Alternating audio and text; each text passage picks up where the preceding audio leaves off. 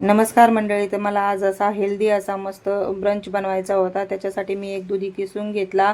मुळ्याची पानं होती माझ्याकडे तर ती चिरून घेतली आणि मेथी पण चिरून घेतली आणि कोथिंबीर असे जिन्नस घेतले मी, सगळे होते ते. त्याच्यामध्ये 2 चमचे तीळ टाकले, हळद टाकली आणि ओवा असा हातावर क्रश करून टाकला. परत आपलं हिरवी मिरचीचं वाटण टाकलं, त्याच्यामध्ये जिरे लसूण आणि मिरची होती तर ते टाकलं आणि नंतर 2 चमचे बेसन पीठ टाकलं आणि गव्हाचं पीठ आणि बाजरीचं पीठ हे याचं प्रमाण मी असं घेतलं, म्हणजे गव्हाचं जास्त घेतलं आणि बाजरीचं थोडंसं त्याच्या अर्ध घेतलं. तर आणि परत वरून त्याला मीठ टाकलं छान आणि छान मिक्स करून घेतलं. तर हे मळण्यासाठी मला दुसरं एक्स्ट्राचं पाणी घ्यायला लागलं नाही. दुधीला जे पाणी सुटतं ना त्यानेच ते गोळा मळून तयार झाला.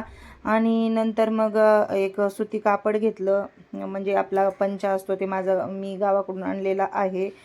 धपाटे करण्यासाठीच मी तो ठेवलेला आहे, तर तो घेतला आणि त्याच्यावर छान असे पातळ धपाटी थापून घेतली आणि तेल सोडून छान अशी कमी गॅसवर भाजून घेतली. गरमागरम अशी धपाटी मुलांना खायला दिली मी आणि मुलांचं झाल्यानंतर मीही खाल्लं आणि छान आमचं ब्रंच झाला.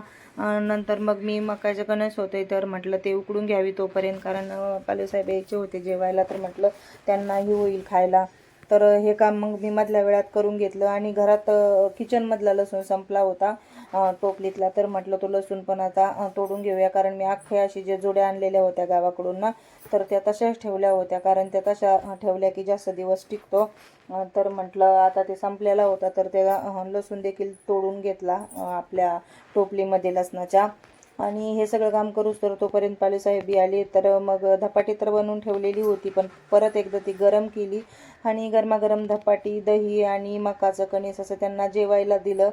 तर त्यांना विचारलं मी, तर ह्या धपाट्यामध्ये मी काय काय टाकलं आहे सांगा. तर त्यांना काही समजेना. ते बोलतायत की याच्यामध्ये कोथिंबीर आहे आणि पात आहे कांद्याची. ॲक्च्युली जे ते मुळ्याची पानं होती ना तर त्यांना वाटलं ते पात आहे, समजलंच नाही. तर असं त्यांनी छान असं जेवण केलं आणि खरंच खूप अशी मस्त मऊ लुसलुशीत अशी धपाटी झाली होती.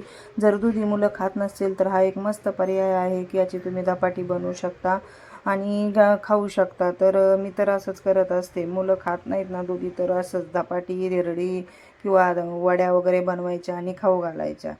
तर चला मंडळी, आजचा व्हिडिओ इथेच एंड करूया. कसा वाटला नक्की सांगा. आवडल्यास लाईक शेअर सबस्क्राईब करा. बाय.